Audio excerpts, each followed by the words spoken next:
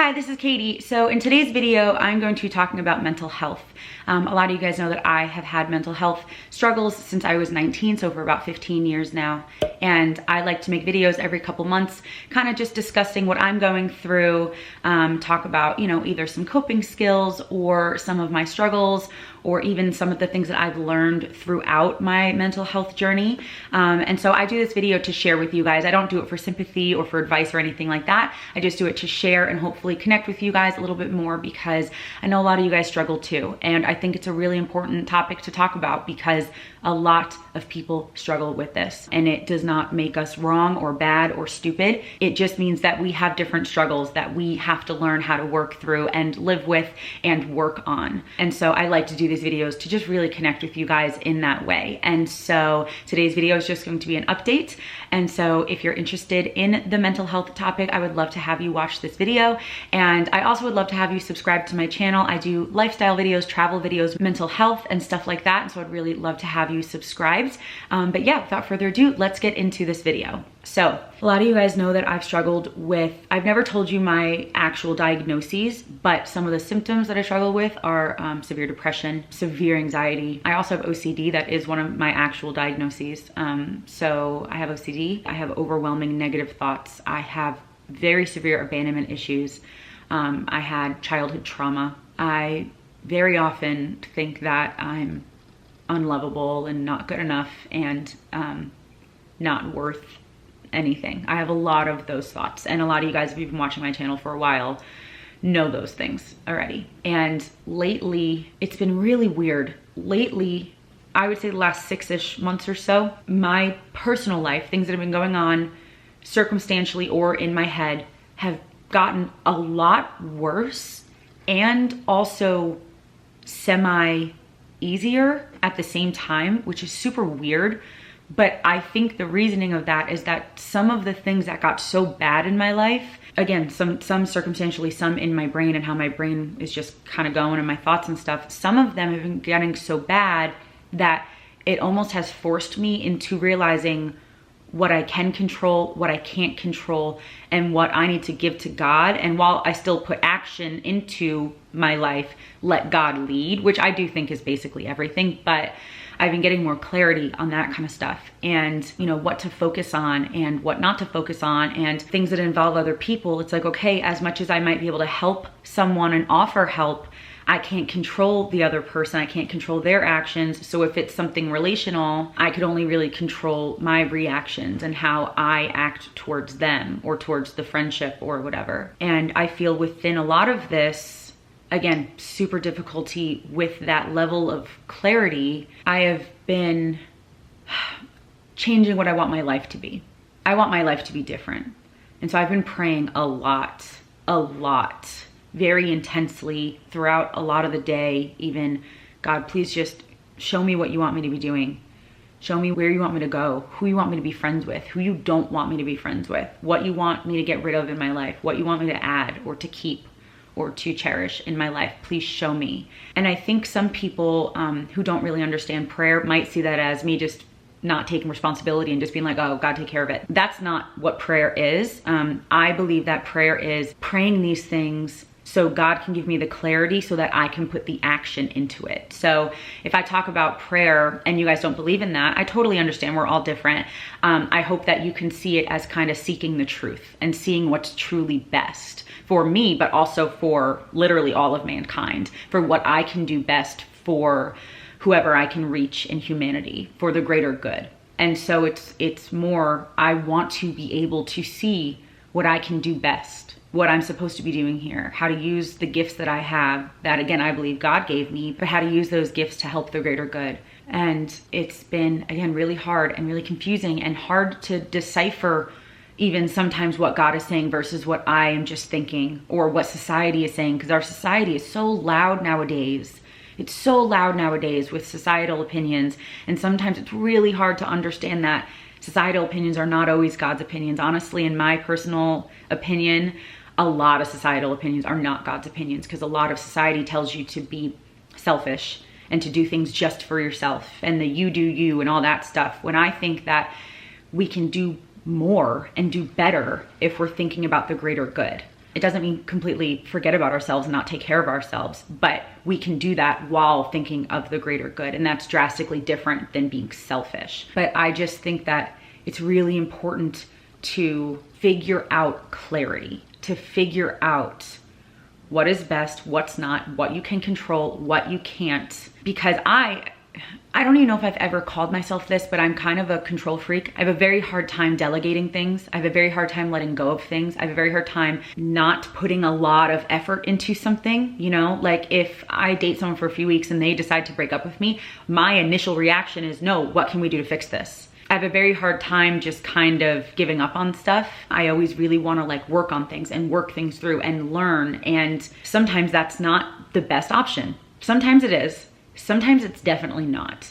And so again, that's where that clarity comes from. And if we're always just like living in our heads and thinking about what's best for us, I feel like a lot of that clarity is just not even really gonna happen. But I really just do believe that it's really important to figure out what we can control and what we can't control, because I personally believe that there's a lot more that we can control.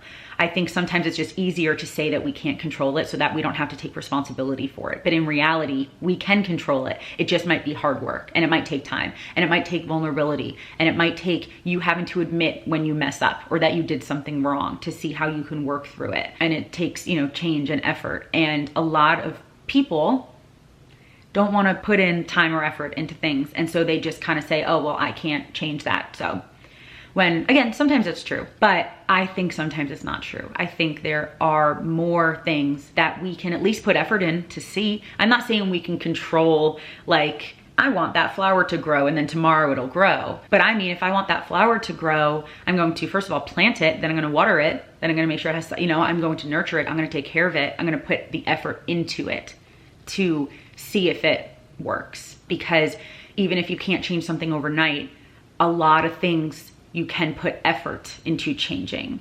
But again, that's hard. And a lot of people would rather just kind of say, no, I can't do that. When in reality, what they mean is that I don't want to do that because it seems really hard and scary, which I get. Life is scary, but some of the things that we can't control, you know, might be someone else's action. But what we can control is how we treat that person, how we react. You know what I mean? So a lot of people might want to be like, well, they were mean to me, so I was mean back. But in reality, we could be, they were mean to me, and so I can control my own reaction. So I gave them grace. It's a hard thing to do, but it's just something that's possible. So I think one of the things that we can control, again, I'm not saying it's an overnight fix or something that just, oh, everything's good now. But one of the things that we can control is what we focus on and what we do for ourselves in hopes that we can help the greater good.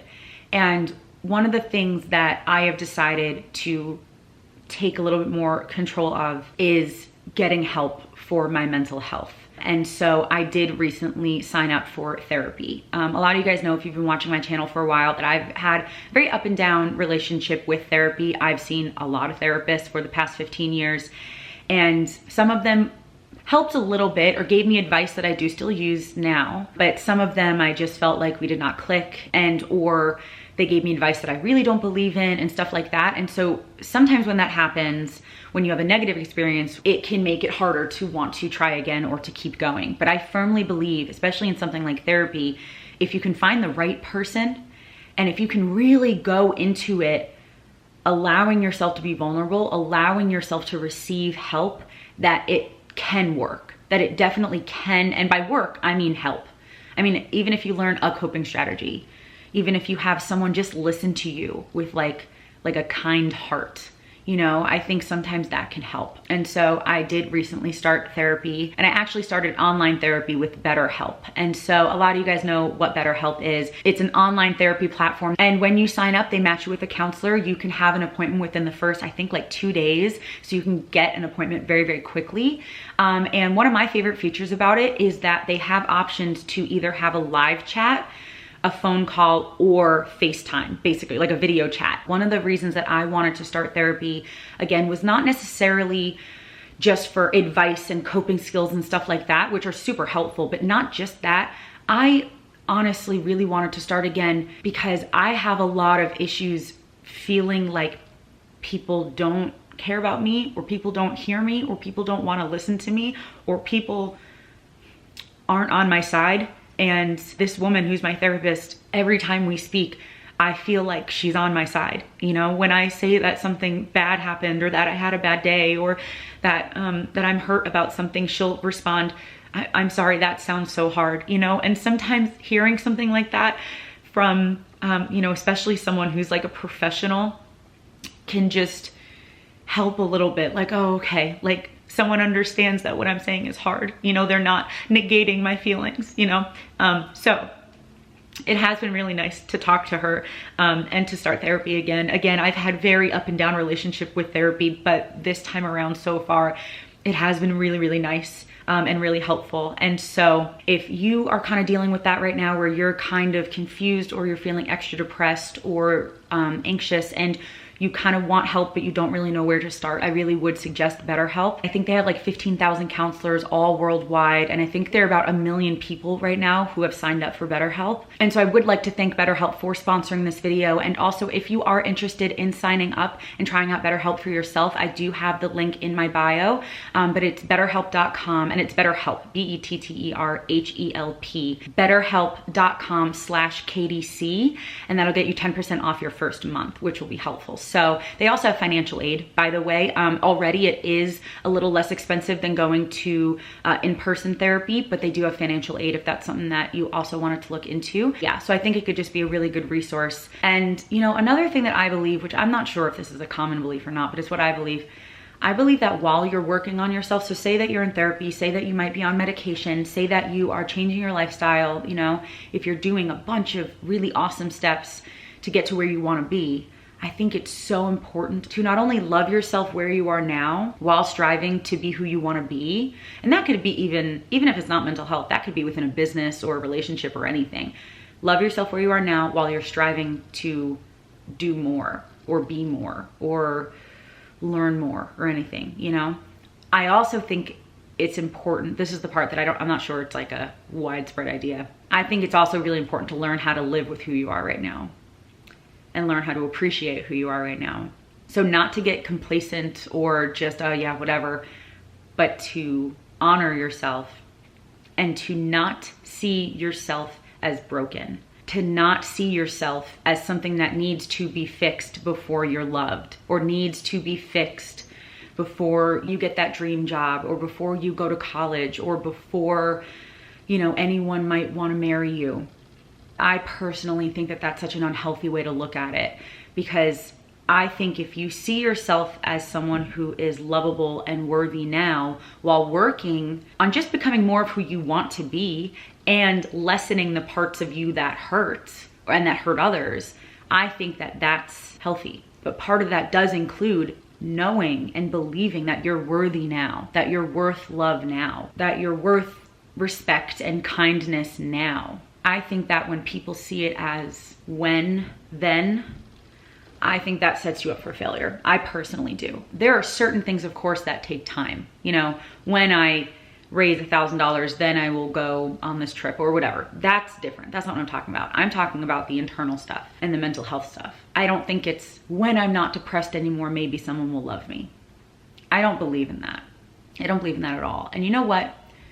A lot of people on this earth are kind of self-involved, and a lot of people on this earth have difficulty with, you know, communication and commitment, and have difficulty with things that they struggle with, right? And so even if you meet a lot of those people and they try to tell you that you're broken, or they try to tell you that you're not lovable, or that your mental health makes it hard to love you, even if people tell you that, it's not true.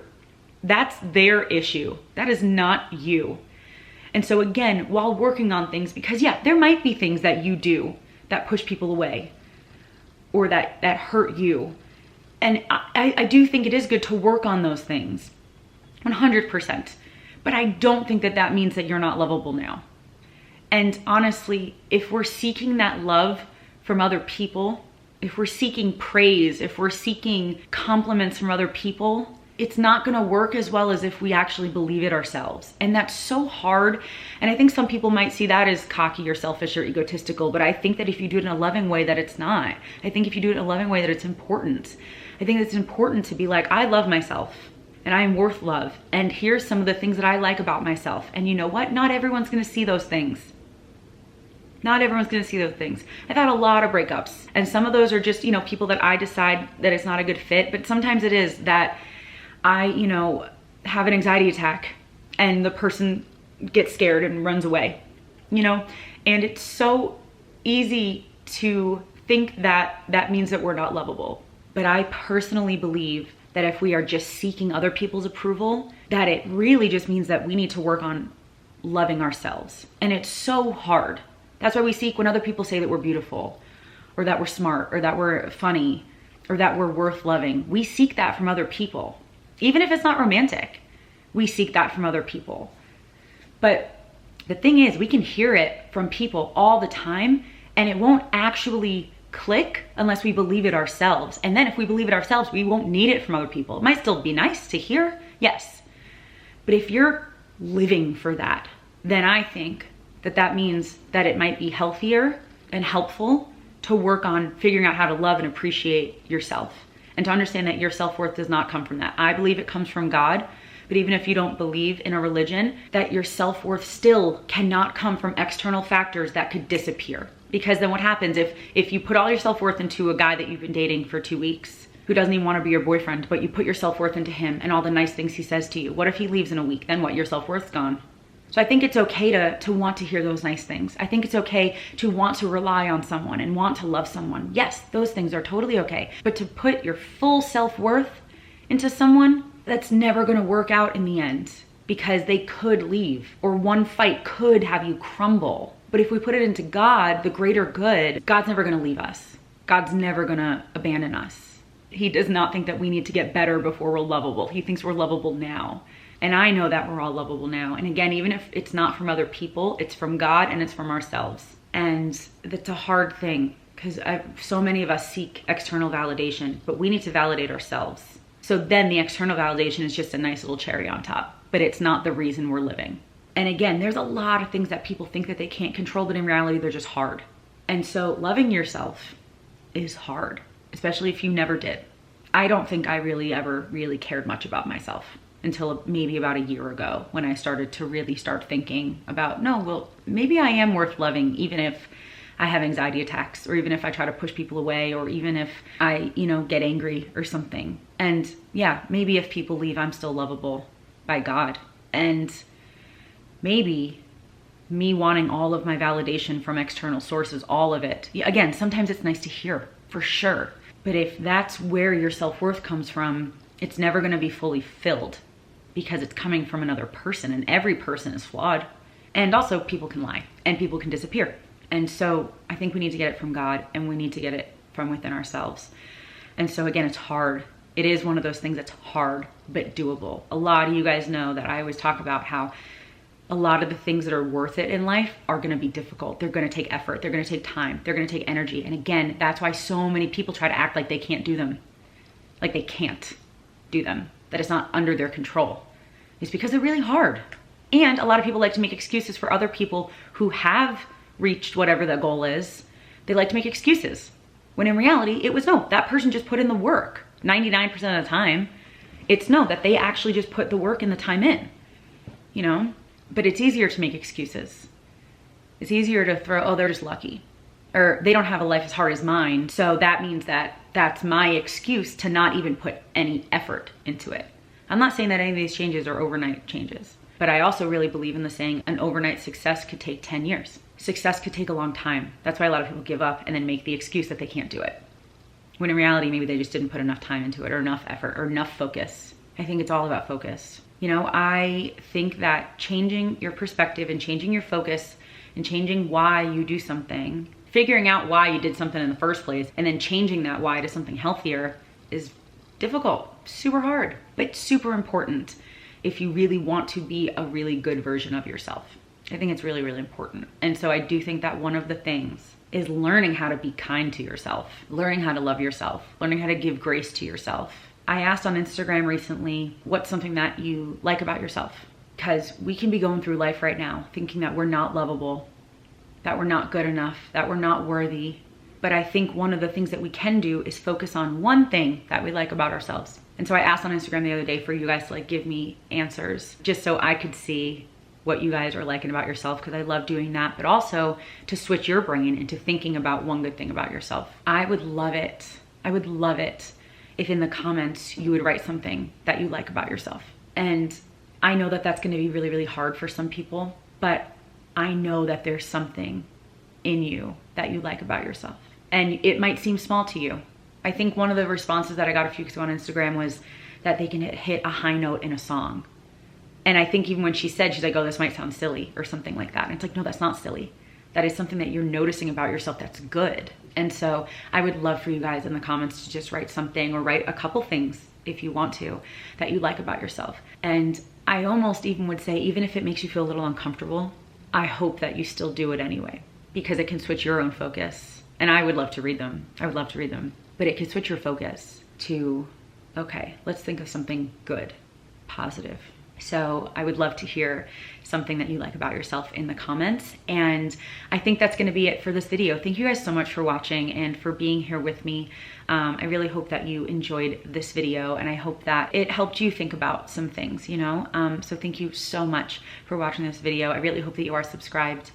And I guess that's gonna be it. Thanks again, and I hope that you guys have a wonderful day. I love you, Jesus loves you, and I'll talk to you later. Bye.